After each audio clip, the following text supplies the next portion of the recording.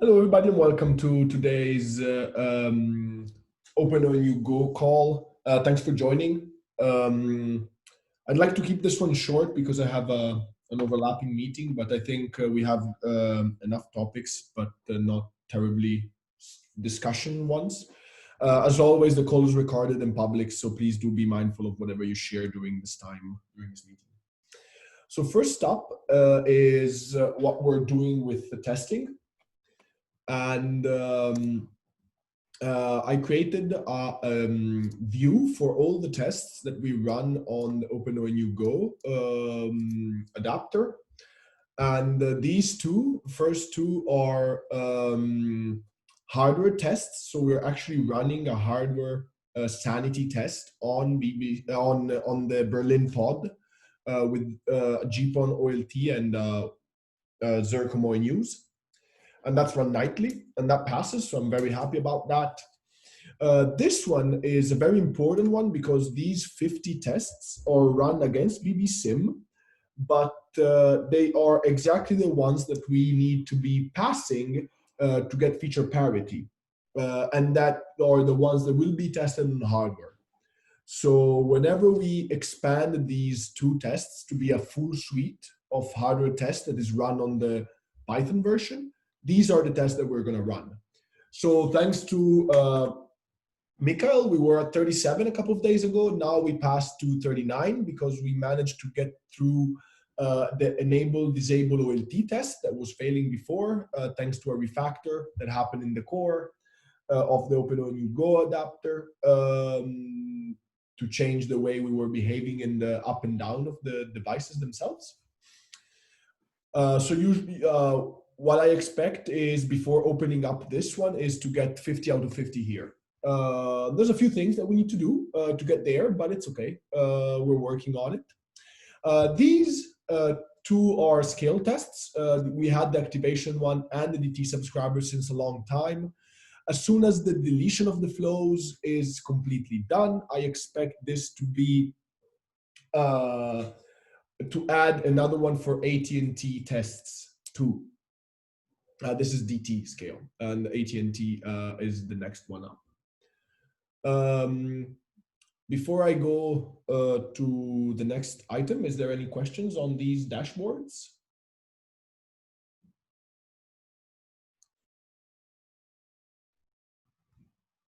No? Okay. Then please go take a look at these to keep you up to date on what we're doing. I'll probably have to run, so this at the moment runs the AT&T tests. I'll have to run the DT ones too. It's actually configured to run the DT ones, but it's not working, so I have to figure out why it's running the AT&T instead of the DT, even though I specify the parameter as DT workflow. You can see it here. I specify DT, but it doesn't really care. So I'll have to double check that, but it's fairly low priority on BBSIM, the two tests. The AT&T one is actually heavier on the system, so that's fine.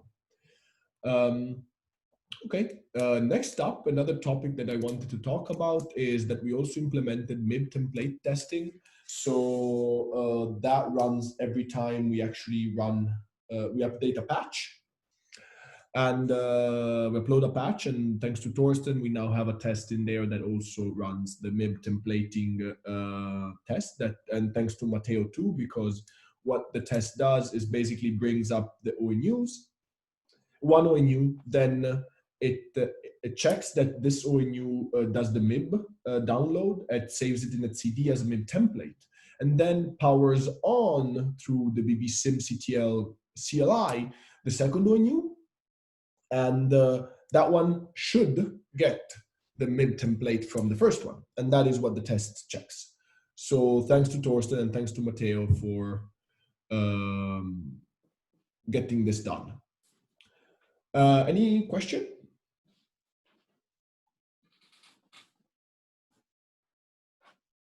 No? Okay. Then next up is if you, Michael, can you give us an update on what's the status of the work that needs still to be done for the AT&T workflow, namely the tech profile removal and things like that?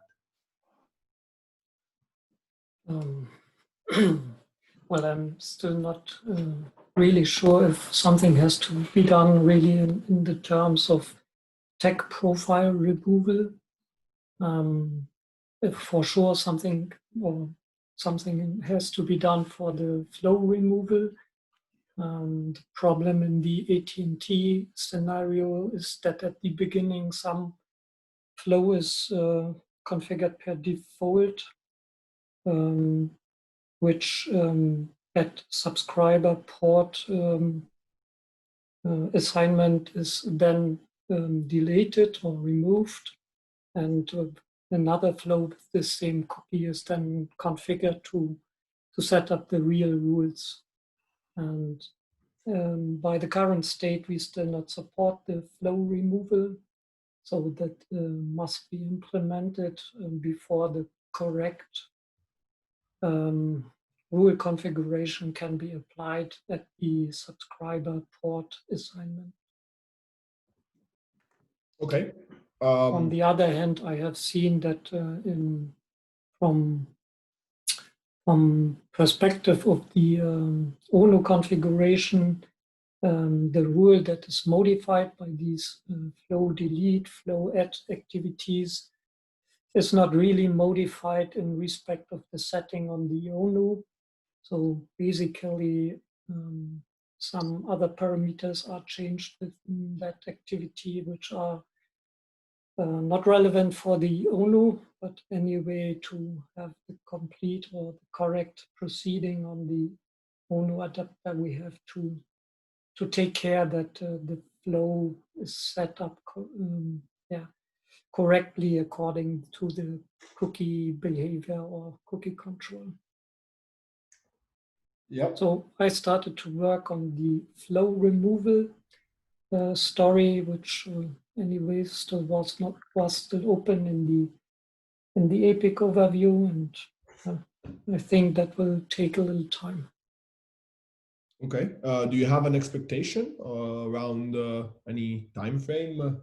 Do you think it's a big amount of work? I think it's a bigger amount of work because we also need to update the kind of or the information that we store with the flow add activity. You know that we store the flow, the configured flows also in etc now to have the data available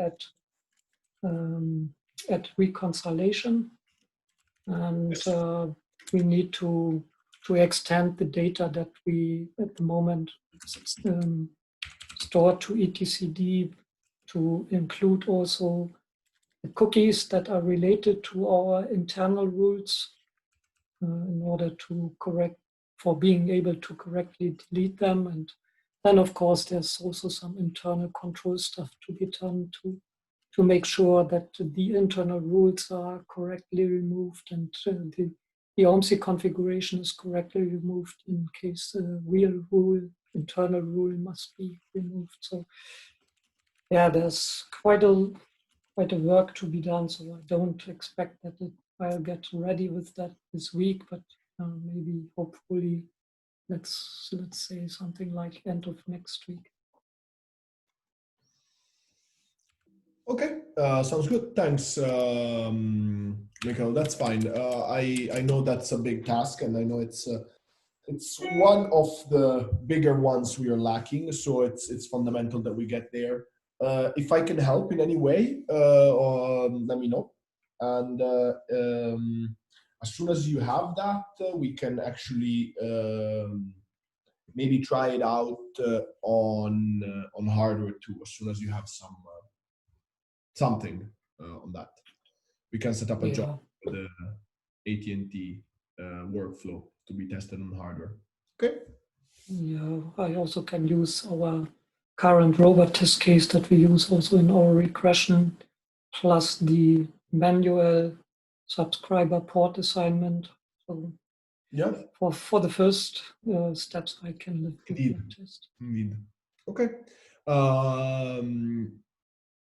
Perfect. Any questions regarding the AT&T workflow /flow removal? So perhaps to make that clear, so all these statements really refer only to the flow removal. The further outstanding task is later on, in my point of view, of course, also to implement the tag profile removal, which means the gem port and tcont deletion. That is, yeah, if you have a look at the task port, still an outstanding task, which must be done afterwards. But I have the impression that for the AT&T correct flow setup and also perhaps traffic tests, we can still live with that restriction. I think so, yes. It's something that we will need to implement before we use it in the upstream tests and everything, before we make the switch in the Python version. I think it's something that the tag profile removal and the gem port deletion is something that we need to have, but not as high priority as the flow removal. Okay. Perfect. Any questions about these two items?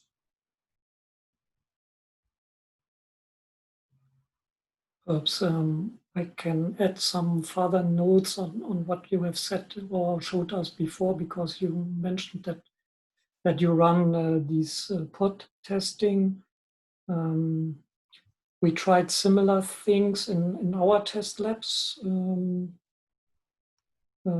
with a more manual test. So we have a certain test lab which we use at Atran site, which is equipped with the Atran OLT, and we also use the Atran OLT adapter for that.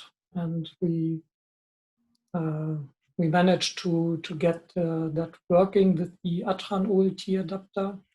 And in our OLT test lab, we have different kinds of modems installed, and Holger has already tried to configure the system accordingly to get to a state where we can make already traffic tests. But we were not yet fully successful with that. What we have reached in that test environment is that we were able to get a connection with the SERCOM ONT up to the point that it's OMSI flow pushed, but the traffic test then showed that no traffic was possible in that constellation. So we still have to verify if there is some obvious reason why there's no traffic transmission in that constellation. We also tried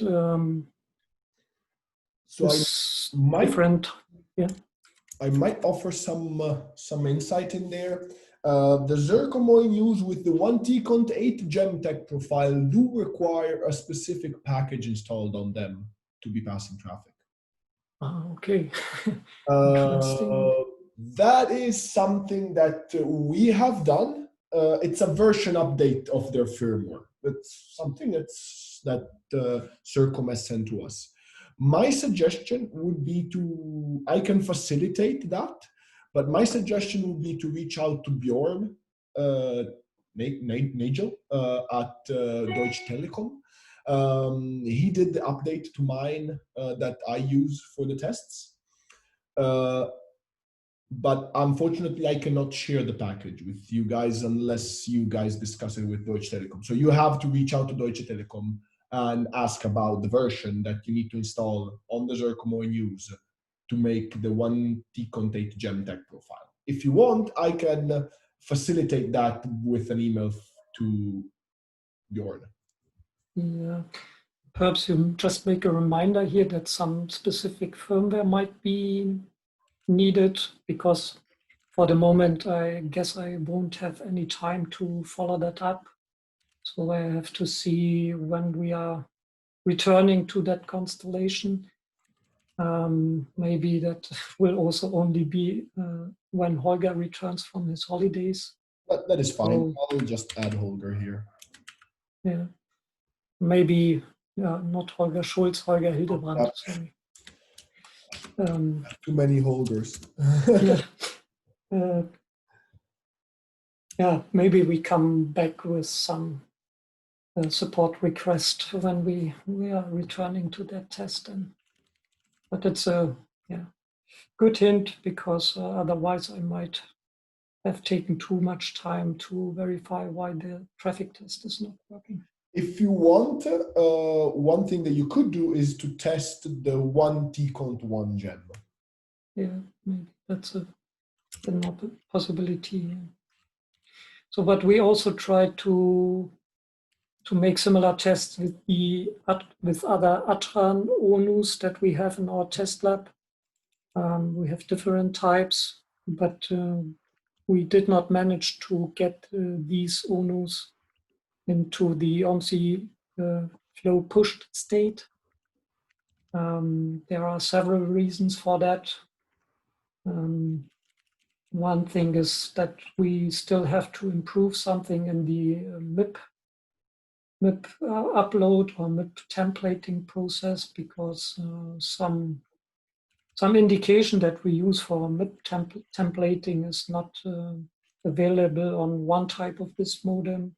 We have to find a solution for that, to live without that. That is a MAC indication of which is taken from OMSI, from a certain OMSI managed entity, which is not present on this ONU.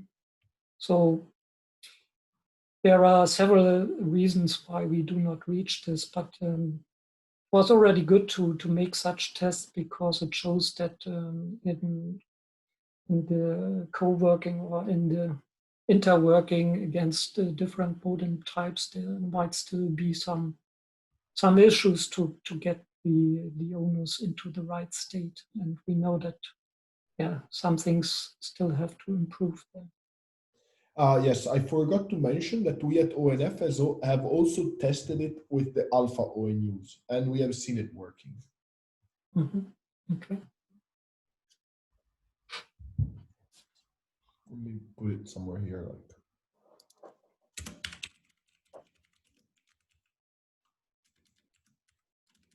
Okay. Perfect. I think that it's great. It's great that you guys are also testing it in your environment, and I'll start an email thread around the Zircomoy news for the firmware version. And regarding instead to your Adtranoi news, when you have any update, I'll be happy to hear that they are successfully working. Any questions about any further topics on hardware testing at Adtran or testing in general?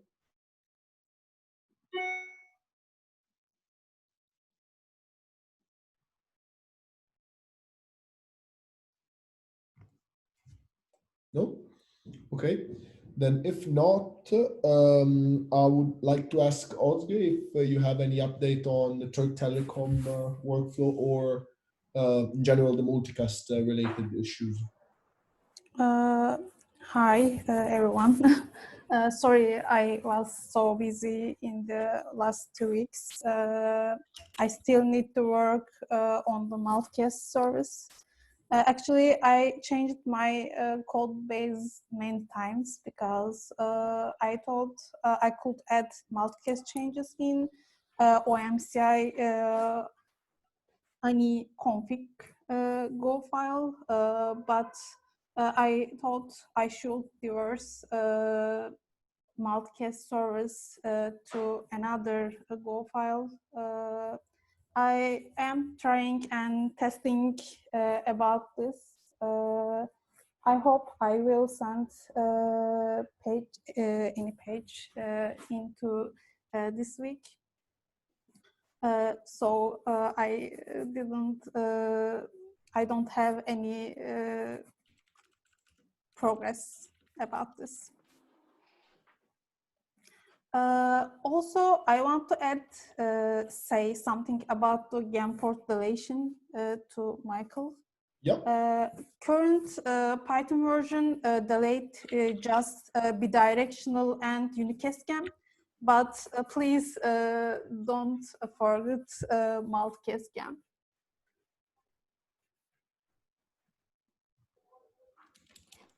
Yeah, understood. So far, I think in our code there is still no, or in the release code there's no multicast GAN port handling. So let's say the only downstream GAN port handling. And that's why I guess if we come to the point to delete something there, then if no multicast GAN port is existing, then we can't delete. Multicast GAN is special GAN, not like other unicast and bidirectional GAN. It is different, a little different, so that I want to add this notes.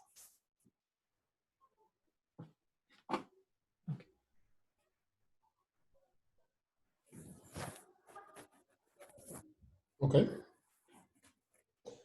Oh, thanks, Hans, for the update. Yeah, as soon as you have it, as soon as you have the code, that's I'll be happy to have to include it and upstream it as usual. So no rush. Yeah. You know the target. The idea is to have it for 2.6, so it's a couple of months away. Yeah, I know. I have a question to Michael, but I will ask on the Slack.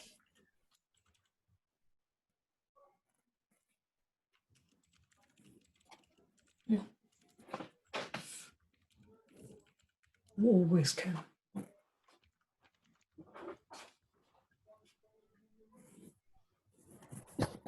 Okay. Thanks. Any other question or discussion that you guys want to have about this? Any point that I didn't put on the agenda?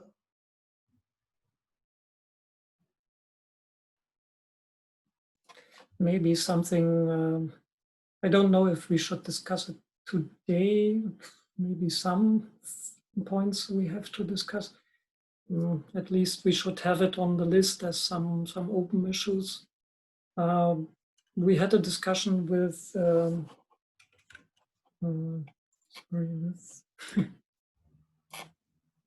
with Chip, yes, in respect on how to handle OMSI-related unknown managed entities or vendor-specific entities, which we think would be useful to have that differentiation already in the OMSI lib. And he, in this discussion, he already pointed out that he basically knows what to do at that point, and also that he could do it, but he can't do it by now. So he would do it at, do not remember, maybe in November. I don't know if that is something that for where we should still create a story in order to not forget about that. At the moment, we have a very simple workaround, which is not quite clean in my point of view, to discard these, to leave these vendor-specific or unknown managed entities just to bypass such information. To handle it correctly, we would need the extensions in the OMSI lib. So Chip is in the call. Chip, what do you think? Should we set up a story for that, or do we? Yeah, I think we need a story on exactly how best to handle it, because I guess the library should probably capture it and forward it on, but you know how it comes in, whether it's a MIB upload, and as I mentioned, if it was an ABC or alarm, you know, we could wrap those and then pass them up, and I'm just wondering, and leave it up to the adapter whether it should store it or not. It seems like if it just stored it in a byte format, then that might even though it's just plain old blob data, that might be useful in the long run for someone doing diagnostics from that company. You know, it's already been received and it probably won't change. So I just don't know how to handle it in case it comes in, you know, and I would leave it up to the adapter, I guess, to how it handles, like if a MIB upload came with it actually in 2 responses, you know, to get next. Yeah. But if it was just wrapped up with a single blob of data, and whatever the attribute mask that happened to be in the message got passed up, we could just pass it up, and we could easily name it, and maybe like in the support field, I'd be happy probably doing as unsupported standard ME entry if it falls in those class ID ranges, or unsupported vendor entry, like 2 different ones, so that the ONU adapter or whoever consumes it can easily do an if statement. But I'm in the middle of a release cycle. I'm trying to get things wrapped up because I'm about to go on vacation. So earliest I'd look at it would be towards the middle of the 2nd week in November. But I think that's fine for us because we have a workaround, so we can get along with the current situation. I think we need that. We should do that change because then we have a clear differentiation between frames that can really not be analyzed or decoded and the other sort of frames which are still more or less valid as vendor specific or not handled managed entities. So I think it is good to have that in the OMSIP. And I think we have time to do it. So if it's done in November timeframe or so, I still think it's okay. Yeah. I think it's useful. I think we can go forward without it, but I think in the long run it may provide useful information. So we shouldn't handicap ourselves. Okay. Yeah. So Chip, discussion for anybody who's interested is in there. And if you want, Chip, please create a Jira story. You have more context than I do, so I don't want to steal the light on that. And just link it to this one because there's an extensive discussion in this. If you're interested, for anybody who wants, just go here. This is the bug that we found when started testing, and the discussion that we just had is partially and more extensively had also here. So if anybody has any comments, please do add them there. I do believe the last comment from Chip has all what we just described. So that's perfect. Okay. Perfect. Thanks. Yeah, then I had another issue, or wanted to make sure if that is not forgotten because I was also on holiday. But I remember that we had discussions for the ONU adapter which must be able to run also with a different number of OLT adapters, and there was this discussion on how to get the correct addressing for that. So I know that we have a story for that, but that story is already quite a long time in a resolved state, which was, my point of view, not really valid, already when it was changed to resolve. So I just wanted to make sure if there's still some discussion going on for that, or if we have to take that on the agenda perhaps in one of the next meetings. So a couple of things there. We don't need, for the 2.6 release, the capability to support multiple OLT adapters at the same time. That's not going to happen. And we don't want that in the release. Actually, not even the Python version supports it. It's not something that is our target. Why the store is in the resolved state is because we now are capable of accepting a different OLT adapter topic. And that is how you are actually capable of running the OLT adapter from Adtran at the same time. And I am capable of running the one from upstream open core code. So that is why the store is in the resolve state. And the other side, which is running multiple OLT adapters at the same time, it's a huge story, which I don't really want to tackle right now. And I don't think we will need to tackle for a long time. Because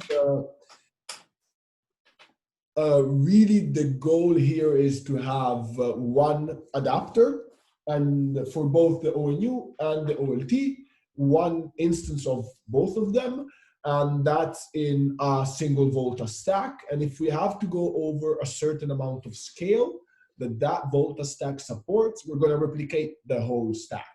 We're not going to go and replicate pieces of it. So if we need to go over some scale that we decide is too big for one set of services, meaning one core, one ONU adapter, one OLT adapter, and one ONOS, and one OF agent and everything, we're going to go and just replicate all of these. We're not going to do like, oh, let's put 2 OLT adapters. We're not going to do that. So the story to support multiple OLT adapters at the same time, it's probably going to be like very much in the future. Anybody have any comments on that? Is this restriction also valid if you? It would mean that you cannot operate the, for instance, Adtran OLT adapter and the OpenONU OLT adapter in the same cluster. Yes. You won't be able to operate the OpenOLT adapter and the Adtran OLT adapter in the same pod, not in the same cluster. You will have to have another Volta stack deployed with the Adtran OLT adapter. Okay. Wait, why? I think you can have 2 adapters in the same stack. We never tested that. We did test it a lifetime ago. Well, point taken. Maybe you can. My take was it's not a target. Let's not even consider it at the moment. It's not something. So I think you're confusing that with the discussion we had of running a single OpenONU adapter for 2 OpenOLT adapters. That you cannot do. But you can have 2 OpenONU adapter and 2 OpenOLT adapter in the same stack. Oh, okay, yes, that is what I was mentioning. You can run with one OpenONU Go adapter. You cannot run an OpenOLT adapter and an Adtran OpenOLT adapter.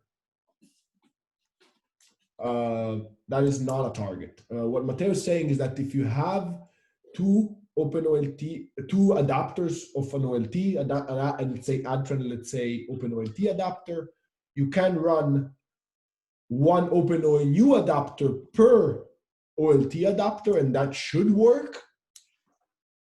Should, a big if, a big should, big question mark, not tested. That should work, but again, it's not a target at the moment for our release. So I wouldn't worry too much about it. That's my answer to that. Okay.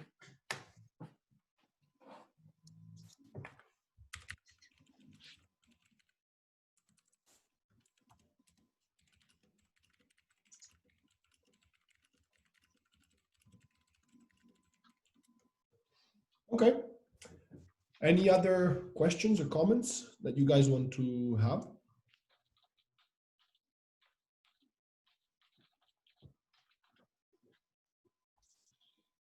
No? Okay, then if not, thanks for joining, and I'll see you next time. Bye. Have a good evening. Bye. Bye.